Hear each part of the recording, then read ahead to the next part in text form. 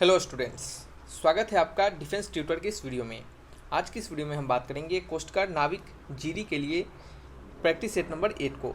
यह आपका practice SAT math special होगा। बहुत सारे बच्चों का कहना था कि sir math special practice set दीजिए, तो मैथ स्पेशल प्रैक्टिस सेट्स हमने आपके लिए लाया है जीडी के लिए। और आपको बता दें कि यह मैथ स्पेशल प्रैक्टिस सेट्स आपके इस प्रैक्टिस सेट्स में हम आपको कैलकुलस से रिलेटेड आपको जो भी टॉपिक्स कैलकुलस में पढ़ने हैं उससे रिलेटेड क्वेश्चंस को दिए जाएंगे। जैसे कि आपको कैलकुलस में यहाँ पे जो इस वीडियो में हम आपको बताने वाले हैं वो आपके डिफरेंशिएशन से क्वेश्चंस रहेंगे, आपके कंटिन्यूटी एंड डिफरेंशिबिलिटी से क्वेश्चंस रहेंगे और आपका डिफरेंशियल इक्वेशन से क्वेश्चंस रहेगा। तो ये तीन आपके कहे तो 3-4 टॉपिक, कंटिन्यूटी, डिफरेंशिबिलिटी एक उसको मान लेते हैं चलिए, फिर आपका डिफरेंशिएशन और देन फिर आपका डिफरेंशियल इक्वेशन, ये तीन आपके टॉपिक से यहाँ पे मिला के क्वेश्चंस दिए जाएंगे। सो सभी क्वेश्चंस को देखिए और सभी क्वेश्चन से जो भी सिखाया जा रहा है उसको सीखिए। कुछ बच्चों का डाउट यह रहता है, और आपको बता दें, पहले बातों करने से पहले आपको बता दें कि इस वीडियो के पीडीएफ को डाउनलोड करने के लिए डिस्क्रिप्शन बॉक्स में लिंक दिए जाएंगे, उस लिंक पर क्लिक करके डाउनलोड कर सकते हैं। और आपको लिंक में ही एक आपको लिंक प्रोवाइड किया जाएगा ऑनलाइन प्रैक्टिस सेट्स का। आप ऑनलाइन प्रैक्टिस सेट्स जाकर दीजिए, जिसके लिंक आपको डिस्क्रिप्शन में ही दिए जाएंगे। आपको वहाँ पे फ्री में ऑनलाइन आप मॉक टेस्ट दे सकते हैं, ठीक है, और वो आपको अच्छा फीलिंग दिलाएगा प्रैक्टिस सेट्स का मॉक टेस्ट का। सो आप उसे जाकर देखिए और वो आपको बहुत ही हेल्प करेगा, ठीक है। उसके लिंक डिस्क्रिप्शन बॉक्स में दिए गए हैं।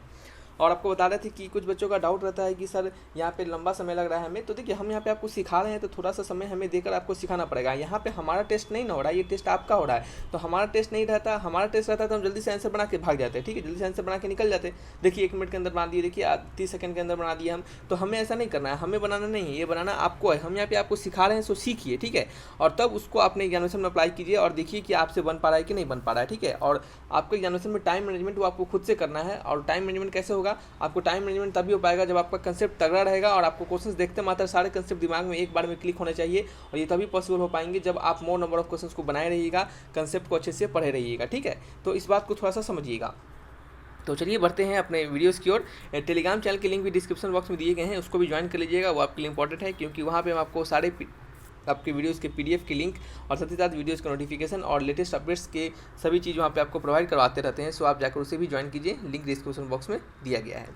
तो पढ़िएगा नंबर 1 क्वेश्चन को। यहाँ पे जो क्वेश्चन आपको दिया जा रहा है क्वेश्चन नंबर 1 में, ये आपका किसका क्वेश्चन है? तो ये आपका डिफरेंशिएशन का क्वेश्चन है, ठीक है, डिफरेंशिएशन का क्वेश्चन है, ठीक है। तो इस डिफरेंशिएशन क्वेश्चन में आपको कहा जा रहा है कि if x e to the power x y minus y is equal to sine x, ठीक है, ठीक है। तो डिफरेंशिएशन का क्वेश्चन है, तो यहाँ पे है x e to the power x y minus y is equal to sine x, ठीक है। तो कहा जा रहा है कि देन आपको d y by d x at x equal to 0 पे बताना है, ठीक है। तो ये आपका इक्वेशन है आपका, और d y by d x आपको कहाँ पे एट एक्स इक्वल टू 0 पे बताना है। तो यहाँ पे अगर क्या करते हैं, अगर यहाँ पे इस इक्वेशन में देखिए, आप क्वेश्चन को स्मार्टली बनाना है, थोड़ा सा समझदारी से बनाना है, ठीक है। तो यहाँ पे एक्स इक्वल टू 0, अब कुछ बच्चे को ये प्रॉब्लम नहीं होना चाहिए कि सर इंग्लिश में क्यों नहीं दिए। तो इसको इंग्लिश में देने से क्या मतलब बनता है, हम यहाँ पे लिखेंगे यदि ये फंक्शन इतना है तो d y by d x at x equal to 0 पे कितना होगा। यही इसका हिंदी वाला इक्वेशन हो गया। तो हम हिंदी इंग्लिश दोनों में बोलते रहेंगे, सो आपको टेंशन लेने की बात नहीं है। यहाँ पे बात को समझिएगा, सीखना है तो आपको बिल्कुल थोड़ा सा ध्यान देकर सीखना पड़ेगा, नहीं तो आप हिंदी इंग्लिश करते रह जाइएगा, ठीक है, दूसरा कोई ऑप्शन नहीं रहेगा आपके पास। तो यहाँ पे हम आपको जो भी क्वेश्चन दे रहे हैं, आप जाइए अदर चैनल पे कहीं और पे जाकर देखिए, जो आपको बताया जा रहा हो इतना अच्छे से, या फिर जो भी हम बता रहे हैं उस तरीके से पूरा एलिब्रेट करके बताया जा रहा हो, तब हमसे आप बात कीजिएगा आके, ठीक है। चलिए, तो यहाँ पे है कि एक्स इक्वल टू 0 पे आपको इसको d y by d x निकालना है। तो सबसे पहले यहाँ पे हम इसको डिफ्रेंशिएट करते हैं। तो डिफ्रेंशिएट करेंगे तो ये आपका क्या होगा, यू इंटू पी पे इसको डिफ्रेंशिएट कर देंगे, ठीक है। तो ये एक्स पीछे आ गया और e to the power x का क्या होगा, e to the power x y, ठीक है। और आपका फिर ये क्या हो गया आपका e to the power x y, एक किसका फंक्शन है, तो ये फंक्शन और फंक्शन से होगा। तो e to the power x y किसका फंक्शन है, ये आपका एक्स वाई का फंक्शन है, ठीक है। और एक्स वाई किसका फंक्शन है, खुद एक्स वाई का फंक्शन है, ठीक है। तो हमको क्या करना पड़ेगा, इसको डिफ्रेंशिएट करने के लिए, एक सेकंड रुक जाइए, हम इसको क्या करेंगे, u इंटू वी को कैसे करते हैं, u को पीछे निकालते हैं, v को डिफ्रेंशिएट करते हैं। तो x को पीछे किया हमने, और e to the power x y का e to the power x y होता है, फिर एक्स वाई का हमें करना पड़ेगा। तो ये आपका एक्स वाई का क्या होगा, ये x होगा, और y का क्या होगा, d y by d x हो जाएगा, ठीक है। फिर प्लस में y पीछे आ जाएगा और x का क्या हो जाएगा, 1 हो जाएगा, ठीक है। फिर क्या लिखेंगे हम, फिर प्लस का साइन देंगे, अब e to the power x y बाहर आ जाएगा और x का डिफरेंशिएशन करेंगे तो 1 आ जाएगा, ठीक है। और माइनस y है तो y का क्या करेंगे हम, x के रिस्पेक्ट में डिफरेंशिएट करना है, तो इसका d y by d x हो जाएगा, ठीक है, इक्वल टू साइन x का x के रिस्पेक्ट में डिफरेंशिएट करेंगे तो क्या हो जाएगा आपका, cos x हो जाएगा। हम क्या कर रहे हैं, दोनों साइड x के रिस्पेक्ट में डिफरेंशिएट कर रहे हैं, तो हमने ऐसे इसको डिफरेंशिएट किया। अब यहाँ पे देखिए, अब इसको हमको यहाँ से इसको सॉल्व नहीं करना है, हमको इसको यहाँ से बिल्कुल सॉल्व नहीं करना है। क्यों? क्योंकि हमें वैल्यू निकालने के लिए पूछा जा रहा है ना। तो एट एक्स इक्वल टू 0 पे आपको वैल्यू पूछा जा रहा है, तो यहाँ पे हमारा y का भी टर्म है। तो हम क्या करेंगे, देख सकते हैं यहाँ y का टर्म है, तो एट एक्स इक्वल टू 0 पे देखेंगे कि y का वैल्यू क्या है। तो कैसे पता चलेगा, इस x इक्वल टू 0 को इस फंक्शन में डाल देते हैं, ठीक है। तो जैसे यहाँ पे डालिएगा x इक्वल टू 0, तो ये तो पूरा खत्म ही हो जाएगा। तो ये 0 माइनस ये y और साइन 0 0, y इक्वल टू 0, ठीक है, यानी at x equal to 0 y equal to 0। इसका मतलब क्या हुआ कि जब y equal to x equal to क्या है, x इक्वल टू जीरो है तो y इक्वल टू भी जीरो आएगा। तो अब बस x इक्वल टू जीरो और y इक्वल टू जीरो हम इस इक्वेशन में क्या करेंगे, पुट कर देंगे। किस में आपको पुट करेंगे, ये जो है हमने अभी डिफरेंशिएट किया है उसमें पुट कर देंगे। तो चलिए पुट कर देते हैं। तो पुट करेंगे तो यहाँ पे क्या आ जाएगा आपका, ये तो जीरो हो जाएगा, काम खत्म है इसका। जीरो होगा तो पूरा को क्या कर देगा, ये जीरो कर देगा, ठीक है। और फिर क्या, ये क्या हो जाएगा आपका e to the power zero हो जाएगा। तो ये आपका सिंपली क्या हो जाएगा, 1 हो जाएगा, minus dy by d x आ जाएगा। और cos x का वैल्यू क्या होता है, cos x के जगह पे जीरो डालेंगे तो cos जीरो का वैल्यू कितना होता है, cos जीरो का वैल्यू 1 ही होता है। तो 1 से 1 कट गया तो dy बाई डी एक्स का वैल्यू कितना आ गया आपका, जीरो के बराबर हो गया। तो इसका आंसर क्या हो गया, dy बाई डी एक्स का वैल्यू जीरो के बराबर, ऑप्शन नंबर ए। देख सकते हैं 2 लाइन में हमने इसको बनाकर आपको बताया। तो देखिए हम आपको बताएं, अगर हम इस क्वेश्चन को अच्छे से एलेबोरेट करके नहीं बताएं आपको तो क्या होगा, आपको डाउट होगा, ठीक है, आपको डाउट होगा, आपको समझ में नहीं आएगा, सो आपको सीख नहीं पाएगा आप। हम यहाँ पे सिंपली आंसर जल्दी से बता के भाग जाएंगे तो वो सही नहीं है ना। इसका आंसर थोड़ा सा टाइम आपको लगेगा, जब अच्छे से सिखाएंगे तो थोड़ा सा टाइम तो देना पड़ेगा ना। तो यहाँ पे देख सकते हैं differentiation of tan inverse x। तो सिंपली ये आपका फॉर्मूला है, tan इनवर्स x का डिफरेंशिएशन क्या होता है, 1/1 प्लस एक्स स्क्वायर होता है। तो आंसर क्या होगा आपका, ऑप्शन नंबर ए हो गया। सिंपल, तो ये तो फॉर्मूला पे ही क्वेश्चन था। तो नेक्स्ट क्वेश्चन की ओर बढ़ते हैं। क्या हो गया, नेक्स्ट क्वेश्चन की ओर बढ़ते हैं। नेक्स्ट क्वेश्चन क्या है हमारा, 3 नंबर में लिखा जा रहा है कि ये किसका क्वेश्चन है, ये भी आपका डिफरेंशिएशन का क्वेश्चन था, ठीक है। ये किसका क्वेश्चन है आपका, ये आपका कंटिन्यूटी एंड डिफरेंशिएबिलिटी का क्वेश्चन है। तो कंटिन्यूटी डिफरेंशिएबिलिटी के क्वेश्चन में कैसे बनाएंगे, देखिए क्वेश्चन को पढ़िए एक बार। इस तरह के क्वेश्चन आपके सैम्पल पेपर में दिए गए हैं और आपको इस तरह के क्वेश्चन पूछे भी जाते हैं। तो लिखा गया है कि इफ़, यानी यदि एफ का वैल्यू इतना है, ठीक है, फंक्शन को डिफाइन किया गया है इस तरीके से।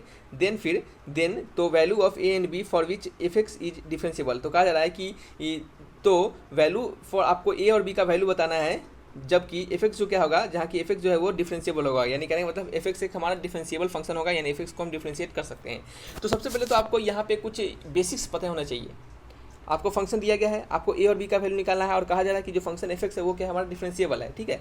तो यहाँ पे आपको कुछ बेसिक्स पता होना चाहिए। और बेसिक्स क्या है आपका, कि जब भी कोई फंक्शन आपका डिफरेंशिएबल होता है तो मस्ट भी वो क्या होता है, कंटिन्यूअस होता है। यानी कहने का मतलब अगर फंक्शन हमारा डिफरेंशिएबल है तो वो क्या होता है, वो कंटिन्यूअस होता है। लेकिन फंक्शन अगर कंटिन्यूअस होगा तो जरूरी नहीं है कि वो डिफरेंशिएबल होगा। तो इसी फंडा को यहाँ पे हम अप्लाई करने वाले हैं। तो फंक्शन हमारा पहले ही से कह दिया गया है डिफरेंशिएबल है, तो फंक्शन अगर डिफरेंशिएबल है तो डिफरेंशिएबिलिटी का रूल लगाएंगे, ठीक है। फंक्शन डिफरेंशिएबल है तो डिफरेंशिएबिलिटी का रूल लगाएंगे।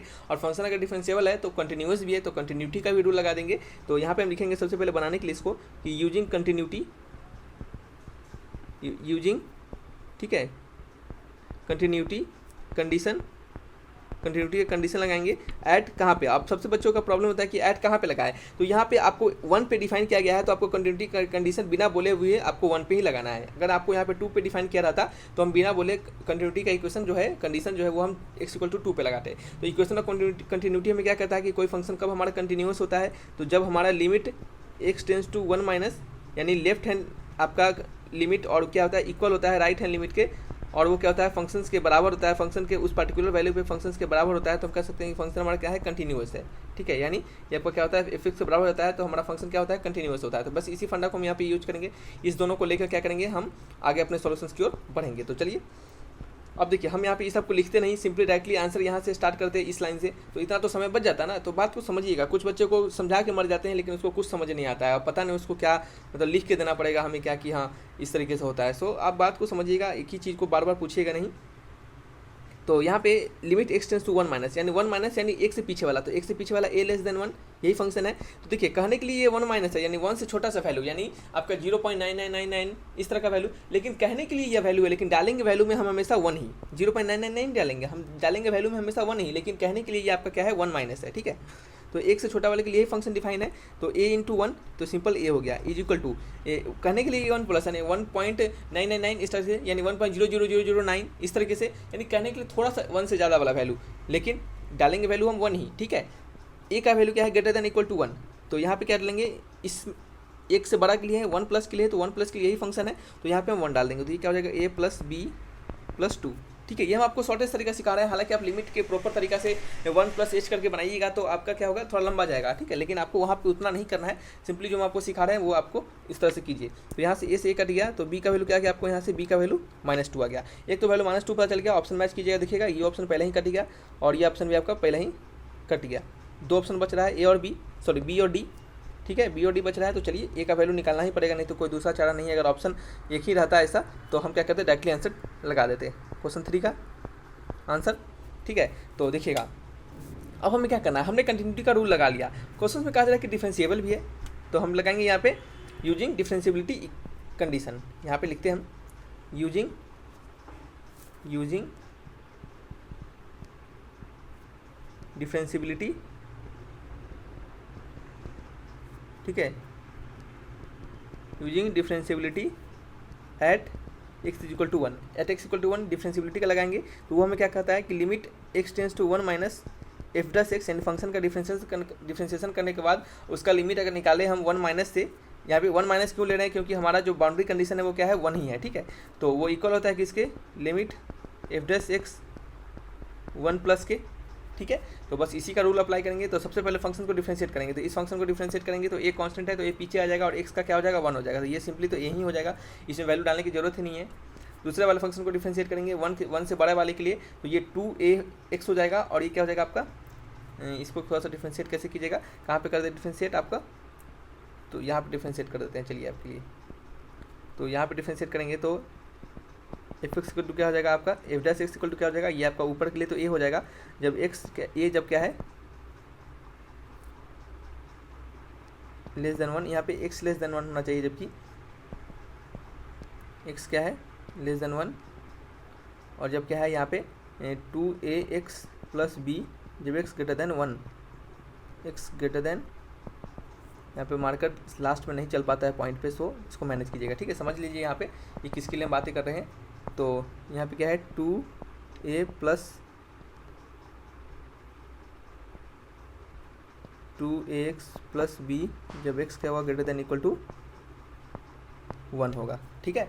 चलिए तो बस यहाँ पे 1 से ग्रेटर देन के लिए बताया जा रहा है, तो यहाँ पे 2a प्लस बी का यूज करेंगे, ठीक है। तो 2a प्लस बी का यूज करेंगे तो यहाँ पे क्या गया 2a plus b, 2ax plus b, और x का वैल्यू तो हमें 1 डालना है, तो यहाँ पे सिंपली क्या हो गया 2a प्लस बी हो गया, क्या हो गया 2a प्लस बी हो गया। तो यहाँ से b का वैल्यू कितना है, b का वैल्यू निकाला है -2, और यहाँ पे क्या गया ये आपका इधर आ गया, तो a minus 2a is equal to -2, तो minus a is equal to -2, तो a इज इक्वल टू क्या हो गया आपका 2 हो गया। तो यहाँ से मैं आपको 2 आंसर पता चल चुका है, ए और बी का वैल्यू निकालना था, तो क्या वैल्यू निकला ए और बी का, तो ए का वैल्यू है 2 और बी का वैल्यू क्या है आपका -2, तो आंसर क्या होगा ऑप्शन नंबर बी हो गया। समझ रहे हैं, तो इसमें आपको कोई डाउट अब नहीं होना चाहिए कैसे बनाना है आपको, ठीक है। यहाँ पे डिफरेंशिएबल कहा जा रहा है फंक्शन है, तो फंक्शन जब डिफरेंशिएबल होगा तो कंटिन्यूअस भी होगा, तो पहले कंटिन्यूटी का कंडीशन लगा दिए, फिर क्या है हमने डिफरेंशिएबिलिटी का कंडीशन लगाया, ठीक है।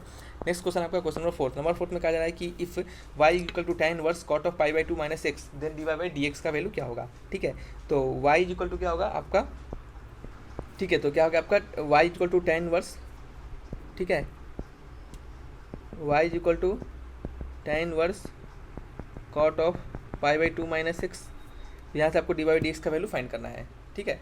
कैसे फाइंड कीजिएगा, तो आपको इसको डायरेक्टली डिफरेंशिएट नहीं करने लगेगा, थोड़ा सा दिमाग लगाइएगा, ठीक है। थोड़ा सा दिमाग लगेगा तो आपको दिखेगा ये आपका डिफरेंशिएशन जो फंक्शन होगा वो कैसे शॉर्ट हो जाता है, ठीक है। इंटीग्रेशन और डिफरेंशिएशन में जब भी ट्रिग्नोमेट्री के टर्म आए तो कोशिश कीजिए उन ट्रिग्नोमेट्री वाले टर्म को शॉर्ट किया जाए, छोटा किया जाए, ताकि क्या हो हमारा जो डिफरेंशिएशन और इक्वेशन छोटे करने के बाद जो हमें डिफरेंशिएशन और इंटीग्रेशन करना पड़े वो हमें आसानी पड़े, ठीक है। तो हम इसे शॉर्ट करेंगे, कैसे दिखेगा cot 90 माइनस एक्स, यानी cot 90 माइनस थीटा क्या होता है, तो cot 90 माइनस थीटा होता है आपका tan थीटा, यानी tan x, ठीक है। यहाँ से tan इनवर्स x और tan x, यानी यहाँ से tan इनवर्स है और यहाँ tan है, तो tan इनवर्स से tan का हट जाएगा, तो वैल्यू क्या आ जाएगा सिंपली x के बराबर हो जाएगा, यानी y इक्वल टू x।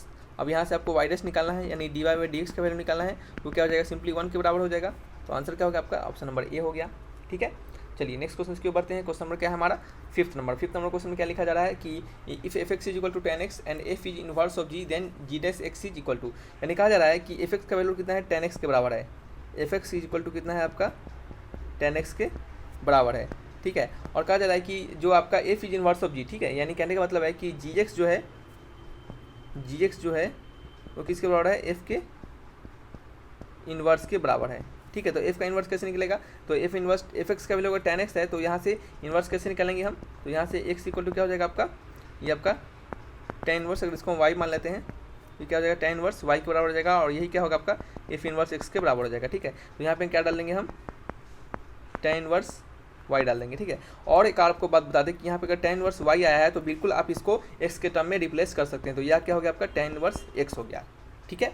तो gx का वैल्यू को क्या मिल चुका है, gx का वैल्यू मिल चुका है tan इन्वर्स x। आपको क्या करना है, इसका डिफरेंशिएशन करना है, ठीक है, g डैश x निकालना है, तो g dash x equal to क्या हो गया आपका tan इन्वर्स x, यानी tan इन्वर्स x का डिफरेंशिएशन क्या होता है 1/1 + x², यही होता है ना, तो इसका आंसर क्या होगा 1/1 + x²। ऑप्शन नंबर क्या है, b is the correct answer. ठीक है, सिंपल क्वेश्चन में एफ एक्स का वैल्यू tan x दिया जा रहा था और कहा जा रहा है कि f is the inverse of g. F क्या है, इनवर्स है जी है। ठीक है, f is the inverse of g ऐसा कहा जा रहा है। देन जी डैश एक्स, तो जी डैश एक्स का वैल्यू किसके बराबर होगा, तो एफ क्या है आपका, तो इनवर्स ऑफ जी यानी जी एक्स इक्वल टू क्या हो गया, एफ इनवर्स हो गया। F inverse of x, F inverse of x कैसे निकलेगा, तो एफ एक्स का वैल्यू tan x है तो इसका इनवर्स कैसे निकलेगा, tan इनवर्स x हो जाएगा। ठीक है, तो यहाँ पे हमने क्या किया, tan इनवर्स y है तो इसके जगह पे हमने क्या किया, y की जगह आप x को रिप्लेस कर सकते हैं। ठीक है, तो यहाँ पे क्या हो जाएगा, जी एक्स का वैल्यू क्या हो गया, tan इनवर्स ऑफ x हो गया।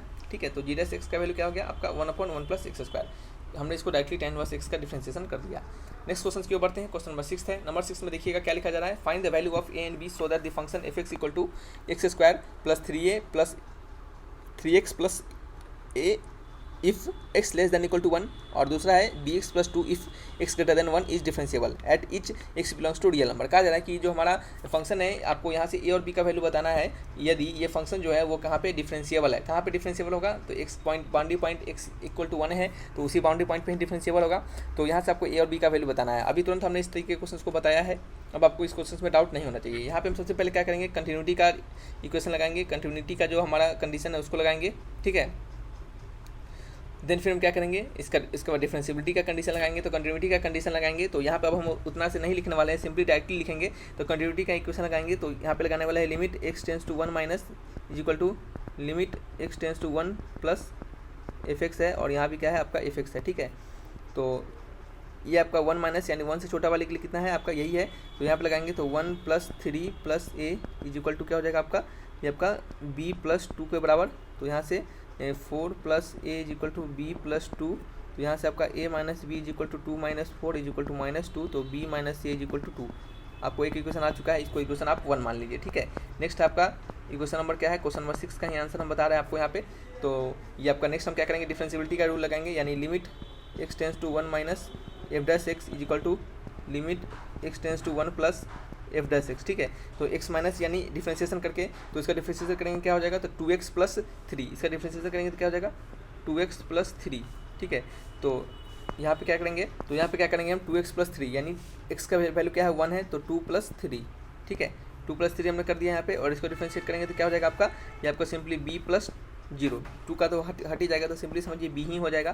तो यहाँ पे क्या होगा आपका b हो गया। ठीक है, तो b इज इक्वल टू क्या हो गया 3 + 2 5, और आपको इक्वेशन नंबर 1 से b का वैल्यू क्या डालेंगे 5 डालेंगे, तो 5 - a इज इक्वल टू 2 के बराबर है, तो a इज इक्वल टू क्या हो गया 5 - 2 इज इक्वल टू 3। ठीक है, तो आंसर क्या हो गया आपका a का वैल्यू कितना आ गया 3 आ गया, और b का वैल्यू कितना आ गया 5 आ गया, तो 3 और 5 ऑप्शन नंबर क्या है, c is the correct answer. ठीक है, तो आपको यहाँ पे हम आपको बता रहे हैं कि ये इसको हमने क्वेश्चन को जल्दी से क्यों बताया आपको, क्योंकि हमने ऐसे क्वेश्चन आपको अभी तुरंत थोड़ी देर पहले बताया है, सो आपको इसमें अब डाउट नहीं होना चाहिए। ठीक है, नेक्स्ट क्वेश्चन की ओर बढ़ते हैं। क्वेश्चन नंबर क्या है हमारा, क्वेश्चन नंबर 7 है। नंबर 7 में कहा जा रहा है कि the set point where the function f is given by f x equal to x - 3 into cos x differentiable. कहा जा रहा है आपको कि ये जो फंक्शन आपको f x equal to x - 3 into cos x दिया जा रहा है, ये कहाँ पे डिफरेंशिएबल होगा। ठीक है, तो याद रखिएगा कि फंक्शन हमारा डिफरेंशिएबल वहीं पे होता है, सॉरी फंक्शन हमारा डिफरेंशिएबल नहीं होता है, आप उस जगह को जान लीजिए सबसे पहले। तो फंक्शन वहाँ पे डिफरेंशिएबल नहीं होता है जहाँ पे क्या होता है, पीक ऑफ पॉइंट आता है, यानी पीक पॉइंट आता है कहने का मतलब कि उस कर्व में क्या होता है, एक नुकीला कर्व आता है, नुकीला पॉइंट आता है, उस जगह पे हमारा क्या होता है, फंक्शन डिफरेंशिएबल नहीं होता है। ठीक है, तो आपको cos x का ग्राफ आपने पढ़ा होगा, तो cos x का ग्राफ किस तरह से होता है, इस तरह से होता है। ठीक है, तो cos x में आपका कहीं पे भी ऐसा पॉइंट नहीं है जहाँ पे नुकीला है इस तरह से पॉइंट, या फिर इस तरह से पॉइंट कहीं पे भी आपको इस तरह से पॉइंट आपको नहीं दिख रहा है। ठीक है, तो ये हमारा cos x के लिए तो सारा फंक्शन क्या होगा आपका डिफरेंशिएबल होगा, लेकिन ये जो फंक्शन है x - 3, ठीक है, अगर इसके ग्राफ के बारे में बात करेंगे, x - 3 के बारे में बात करेंगे, तो मॉडुलस ऑफ x - 3 का जो ग्राफ होगा इसको हम कैसे ड्रॉ करेंगे, y को अगर हम मान लें x - 3, तो इसका ग्राफ को कैसे ड्रॉ करेंगे, तो y equal to mod of x का ग्राफ आपको ड्रॉ करने आता है, तो y equal to mod of x का ग्राफ ड्रॉ होता है इस तरीके से, क्या होता है इस तरीके से। ठीक है, तब आपको y इक्वल टू x - 3 का मॉड का ग्राफ ड्रॉ करना पड़े, तो आपको x इक्वल टू क्या आ गया यहाँ से, x - 3 को 0 के बराबर कीजिए, तो x इक्वल टू क्या आ गया आपको 3 आ गया। तो जब x इक्वल टू 3 आ गया तो आप क्या कीजिए, यहाँ पे ये जो आपको 0 पर इसने आपको यहाँ से अगर बराबर कीजिएगा तो x इक्वल टू 0 आ रहा है, तो x इक्वल टू 0 आ रहा है तो हमने 0 पर से ऐसे करके ड्रॉ कर दिया। ठीक है, लेकिन यहाँ पे x इक्वल टू x - 3 है, तो x इक्वल टू यहाँ पे 3 आ जाएगा। ठीक है, x - 3 को 0 के बराबर करेंगे तो x इक्वल टू 3 आ जाएगा ना, तो यहाँ से हम 3 यूनिट आगे बढ़ जाएंगे। ठीक है, तो यहाँ पे 3 यूनिट आगे बढ़ गए, तो यहाँ पे हम ऐसे आ गए। ठीक है, हम क्या किए ऐसे आ गए, क्या किए हम ऐसे आ गए। ठीक है, इस तरीके से समझिए। तो यहाँ पे आप देख सकते हैं कि ये जो फंक्शन है हमारा, ये इस पॉइंट पे क्या हो रहा है आपका पीक पॉइंट बना रहा है। ठीक है, ये फंक्शन हमारा देखिए ठीक से, देखिए हमने मान लिया थोड़ी देर के लिए कि ये आपका यहाँ पे हो गया, तो तो ये क्या हो गया आपका, ये जो फंक्शन है ये आपका यहाँ से 3 यूनिट है, तो यह फंक्शन जो है वह इस पॉइंट पे क्या हो रहा है, पीक पॉइंट बना रहा है, यानी नुकीला कर्व बना रहा है। तो हमारा जो फंक्शन होगा ये इस पॉइंट पे डिफरेंशिएबल नहीं होगा, यानी x=3 पे हमारा फंक्शन क्या होगा, नॉट डिफरेंशिएबल। ठीक है, तो याद रखिएगा, एक यहाँ से आपको कंडीशन हम बताते हैं कि जब भी आपको मॉडुलस फंक्शन दिया जाए तो मॉडुलस फंक्शन में जो भी मॉडुलस के इक्वल मॉडुलस को 0 के बराबर करने के बाद जो भी आपका x का वैल्यू वहाँ से आता है, तो उस वैल्यू पे क्या होता है आपका, उस वैल्यू पे आपका जो फंक्शन होता है वो डिफरेंशिएबल नहीं होता है। ठीक है, तो इसका आंसर बताइए, इसका आंसर जो होगा वो r-3 यानी सभी रियल नंबर 3 को छोड़कर, क्या होगा, सभी रियल नंबर जो होंगे 3 को छोड़कर होंगे। तो बताइए कौन सा आंसर हो गया आपका, option number b is the correct answer. ठीक है, चलिए नेक्स्ट क्वेश्चन की ओर बढ़ते हैं। क्वेश्चन नंबर 8 है। 8 में कहा जा रहा है कि dy/dx का वैल्यू x⁻³ है, तो y का वैल्यू क्या होगा। ठीक है, तो ये आपका किसका क्वेश्चन है, तो ये आपका क्या है, डिफरेंशियल इक्वेशन का क्वेश्चन है। ठीक है, तो कैसे बनाएंगे इसको हम, तो dy/dx का वैल्यू कितना दिया जा रहा है, x⁻³ दिया जा रहा है। तो यहाँ से हम क्या करेंगे, वेरिएबल सेपरेट कर लेंगे, x को x की जगह डाल देंगे, y को y की जगह डाल देंगे। तो y का कोई टर्म नहीं है सिंपली, तो y को नहीं कोई टर्म, तो dy ही रहने देंगे। और x³ का टर्म है, x का टर्म है x⁻³, तो इसको क्या करेंगे हम dx के साथ लिख देंगे। ठीक है, तो हमने ऐसा इसको किया। फिर क्या करेंगे, इंटीग्रेशन कर देंगे दोनों साइड, तो दोनों साइड इंटीग्रेशन करेंगे तो इसका क्या हो जाएगा, y हो जाएगा, और इसका इंटीग्रेशन क्या हो जाएगा, x⁻³ + 1 अपॉन -3 + 1 और प्लस क्या है, कॉन्स्टेंट का साइन। तो यहाँ पे आप देख सकते हैं, तो यहाँ पे क्या हो जाएगा, y = क्या हो जाएगा आपका x⁻² upon 2 + c minus times of, तो मैच कीजिएगा, इसका आंसर क्या होगा, इसका आंसर हो जाएगा आपका, इसका आंसर हो जाएगा आपका y = -1/2x² + c। ठीक है, कौन सा ऑप्शन मैच कर रहा है, y = -1/2x² + c, option number क्या है, ए इज द करेक्ट आंसर। ठीक है, किसी को डाउट है, कोई डाउट, किसी को डाउट नहीं होना चाहिए आपको शायद यहाँ पे। तो समझ में आ रहा है कैसे हमने किया, सिंपली वेरिएबल को सेपरेट कर दिया, x को x की जगह डाल दिया, y को y जगह पर डाल दिया। ठीक है, वहाँ पे हमने डिफरेंस इसको वेरिएबल डिफरेंशिएट सेपरेट करने के बाद हमने इसको सिंपली दोनों साइड इंटीग्रेशन कर दिया, हमारा आंसर आ गया। ये इंटीग्रेशन कैसे होता है पता है आपको, x⁻n का इंटीग्रेशन कैसे होता है, तो x⁻n का इंटीग्रेशन होता है x⁻n का इंटीग्रेशन होता है x⁻n + 1 अपॉन n + 1। ठीक है, चलिए नेक्स्ट क्वेश्चन की ओर बढ़ते हैं। क्वेश्चन नंबर 9 है। 9 नंबर में क्या है, ये भी आपका डिफरेंशियल इक्वेशन का ही क्वेश्चन है। तो डिफरेंशियल इक्वेशन के क्वेश्चन में इसमें क्या कहा जा रहा है, पढ़िएगा, कहा जा रहा है कि dx/dy + x/y - y² = 0 दिया जा रहा है। तो आपको क्या करना है, आपको डिफरेंशिएशन, इसका डिफरेंशियल इक्वेशन बताना है। ठीक है, तो क्वेश्चन को पढ़िएगा कि what is the solutions of the differential equation, इस डिफरेंशियल इक्वेशन का सॉल्यूशंस क्या होगा, जहाँ पे c क्या है, आर्बिट्रेरी कांस्टेंट है। ठीक है, ये जो c बताया जा रहा है वह आर्बिट्रेरी कांस्टेंट है। तो इस डिफरेंशियल इक्वेशन का सॉल्यूशंस कैसे निकालेंगे, कैसे हम निकालेंगे इस डिफरेंशियल इक्वेशन का सॉल्यूशंस, तो देखिए हम यहाँ पे क्या कर सकते हैं कि dx/dy है, इसको रहने देते हैं, और सारे जो टर्म्स है उसको हम क्या करते हैं, राइट हैंड साइड में बुलाते हैं। ठीक है, तो ये आपका राइट हैंड साइड में जब आएगा तो ये आपका y² और माइनस क्या हो जाएगा, x/y हो जाएगा। एलसीएम लेंगे तो ये क्या हो जाएगा आपका, नीचे आपका y हो जाएगा और ये क्या हो जाएगा, y³ हो जाएगा, और माइनस क्या हो जाएगा आपका x हो जाएगा। ठीक है, माइनस क्या हो जाएगा आपका x हो जाएगा। तो यहाँ पे क्या आपका dx/dy मल्टीप्लाई कर देंगे, तो y × dx = y³ × dy minus x × dy। यहाँ पे y × dx हो गया, प्लस में x × dy = y³ × dy। समझ रहे हैं क्या कर रहे हैं।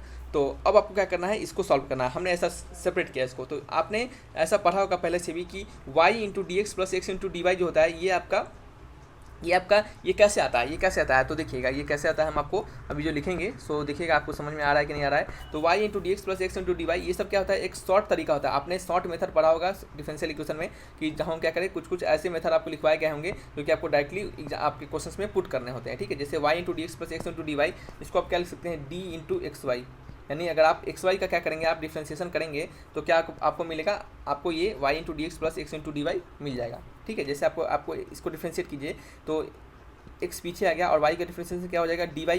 ठीक है, प्लस में y पीछे आ गया तो x का डिफ्रेंशिएशन क्या हो जाएगा, dx हो जाएगा। तो देख सकते हैं x × dy + y × dx, x × dy + y × dx आपको आ रहा है। तो इस तरीके से आप समझिए ये क्या होता है, आपका शॉर्ट टर्म होता है। इसको d × xy को लिखने का एक्सपेंशन फॉर्म में ये होता है, और इसको आप शॉर्ट टर्म में क्या लिखते हैं, d × xy लिखते हैं। आपने ये डिफरेंशियल इक्वेशन में पहले से भी पढ़ रखा होगा। ठीक है, और इसको आप क्या लिख सकते हैं, तो इसको आप डायरेक्टली इंटीग्रेट भी कर सकते हैं। अगर आप डायरेक्टली इंटीग्रेट नहीं करना चाहते हैं, अगर इसी फॉर्म में लिखना चाहते हैं तो कैसे लिखेगा, तो देखिए आप इसको क्या लिख सकते हैं कि d(x⁴/4)। ठीक है, आप अगर x⁴/4 का डिफ्रेंशिएशन करेंगे तो देखिएगा आपको एक y³ dy आ जाएगा। ठीक है, y³ ये आपका y है, यहाँ पे ये आपका y पे पावर 4 हो जाएगा। ठीक है। तो ये आपका दिखेगा जैसे ही डिफरेंशिएट कीजिएगा इसको आप, तो दिखेगा आपको y cube into d y आ जाएगा। कैसे, देखिए हम y to the power 4 upon 4 को डिफरेंशिएट करते हैं, तो ये क्या हो जाएगा, x to the power n के टर्म में डिफरेंशिएट होगा तो 4 पीछे आ जाएगा, और वाई पे क्या होगा 4 - 1 यानी 3 अपॉन नीचे 4 है तो 4 से 4 कट गया, वैल्यू क्या आ गया आपका डी वाई, ठीक है। और ये आपका यहाँ पे डी वाई टर्म रहेगा ही, डी वाई टर्म रहेगा ही, डी वाई टर्म रहेगा ही, ठीक है। तो यहाँ पे क्या हो गया आपका वाई क्यू हो गया, देख सकते हैं यहाँ पे क्या हो गया आपका वाई क्यू हो गया। तो इस तरीके से क्या कर सकते हैं, इसको आप डिफरेंशिएट कर सकते हैं। तो ये लिखने का तरीका होता है, क्या होता है, ये आपका लिखने का तरीका होता है। तो यहाँ पे हम क्या करेंगे, आप दोनों साइड इंटीग्रेट करेंगे, तो जैसे ही दोनों साइड इंटीग्रेट करेंगे तो डी हट जाएगा आपका, यहाँ पे एक्स वाई हो जाएगा, और यहाँ पे क्या हो जाएगा y to the power 4 upon 4 हो जाएगा, ठीक है। और प्लस क्या हो जाएगा सी हो जाएगा, ठीक है। एलसीएम ले लेंगे तो y to the power 4 is equal to क्या होगा 4 इंटू एक्स वाई, और ये आपका प्लस में तो सी रहेगा, यहाँ 4c रहेगा, तो 4c के जगह पे आप देखिए कुछ बच्चों को यहाँ पे भी दिक्कत हो सकता है, तो x इंटू वाई को एक्स वाई रहने देते हैं, और यहाँ पे क्या हो जाएगा आपका एलसीएम लेंगे तो ये 4 टाइम्स हो जाएगा, और ये y to the power 4 plus 4 times of c हो जाएगा। तो इसको 4xy रहने दीजिए, और इसको y टू द पावर 4 लिख दीजिए, और 4c को आप कुछ कैपिटल c भी लिख सकते हैं इस तरीके से कोई, ये तो फिर से नया कॉन्स्टेंट ही बन गया ना। तो आंसर क्या हो जाएगा आपका y to the power 4 plus c is equal to 4xy, ठीक है। मैच कीजिएगा, कौन सा मैच कर रहा है option 4xy is equal to y to the power 4 plus c, option में क्या है c is the correct answer, ठीक है। Y to the power 4 plus c is equal to 4xy, ठीक है। सी मैच कर रहा है, कोई और मैच कर रहा है क्या, चलिए कोई मैच नहीं कर रहा है, तो आंसर क्या हो गया सी इज द करेक्ट आंसर। तो देख सकते हैं कितने सिंपल तरीके से हमने आपको बताने का प्रयास किया है। इससे कोई शॉर्ट तरीका होगा तो आप हमें जरूर बताइएगा, हमें नहीं लगता है कि इससे कोई शॉर्ट तरीका होगा। दूसरा तरीका आप इसको कैसे बना सकते हैं, तो आप दूसरा तरीका इसको लीनियर इक्वेशन के तौर पे बना सकते हैं, ठीक है। आपने डिफरेंशियल इक्वेशन में लीनियर फॉर्म पढ़ा होगा, linear form of differential equation, तो उस पर भी बेस्ट आप इसको बना सकते हैं, ठीक है। इस क्वेश्चन को देखिएगा, यहाँ लिखा जा रहा है कि what is the solution of differential equation y dx minus x d y upon y square is equal to 0। इस डिफरेंशियल इक्वेशन का सॉल्यूशन क्या हो जाएगा, बताइए क्या होगा। तो हम क्या करेंगे, इसको डिफरेंशिएट करेंगे, सॉरी क्या करेंगे, इसका सॉल्यूशन निकालेंगे। तो कैसे निकालेंगे उसे देख लीजिए, ये आपका 0 के बराबर हो गया। तो यहाँ पे सिंपली इसको क्या करेंगे, क्रॉस मल्टीप्लाई कर देंगे, ठीक है, क्रॉस मल्टीप्लाई कर देते हैं। तो यहाँ पे y into d x minus x into d y is equal to 0 हो गया, समझ रहे हैं। फिर क्या करेंगे हम यहाँ पे y into d x is equal to x into d y, हमने इसको ऐसा किया। आप क्या करेंगे, वेरिएबल सेपरेट करेंगे, x को x जगह y को y जगह, तो डी एक्स अपॉन एक्स कर देंगे और डी वाई अपॉन वाई कर देंगे, दोनों साइड इंटीग्रेट कर देंगे। तो ये क्या हो जाएगा आपका log x, ठीक है, क्या हो जाएगा आपका log x, और आप इसके जगह पे कांस्टेंट लिख सकते हैं कुछ भी, जैसे log y कांस्टेंट लिख सकते हैं, सॉरी log y कह रहे हैं, log कुछ c करके कांस्टेंट लिख सकते हैं। कांस्टेंट आप किसी भी टर्म में लिखिए, log के टर्म में लिखिए, या फिर सिंपली कोई c के टर्म में भी डायरेक्टली लिख दीजिए, ठीक है। यहाँ पे हम log के टर्म में क्यों लिख रहे हैं, क्योंकि हमारा जो आंसर है, आपका जो वैल्यू आ रहा है वो सभी log में आ रहा है, तो इसको log में ही लिखेंगे तो क्या होगा, हमारा शॉर्टेस्ट फॉर्म ऑफ इक्वेशन हमें मिल पाएगा। देख सकते हैं यहाँ पे कोई भी log नहीं है, तो शॉर्टेस्ट फॉर्म लिखा गया है, तो इसका आंसर हम यहाँ पे सभी में log का प्रयोग कर रहे हैं। तो ये आपका 1/y का क्या हो जाएगा, इंटीग्रेशन log y हो जाएगा। तो इसको क्या लिख सकते हैं, log m into log n का क्या हो जाएगा आपका log m plus log n का क्या हो जाएगा log m इंटू n, यानी log of x into c is equal to होगा log ऑफ y के बराबर। तो यहाँ से x इंटू सी किसके बराबर हो गया, y के बराबर हो गया, ठीक है। यहाँ पे जो एक सेकेंड, यहाँ पे जो x इंटू सी किसके बराबर हो गया आपका, ये x इंटू सी वो किसके बराबर है आपका y के बराबर हो गया। तो आंसर क्या हो गया x into c is equal to y, यानी y is equal to c x, यानी क्या हो गया आपका y is equal to c x हो गया।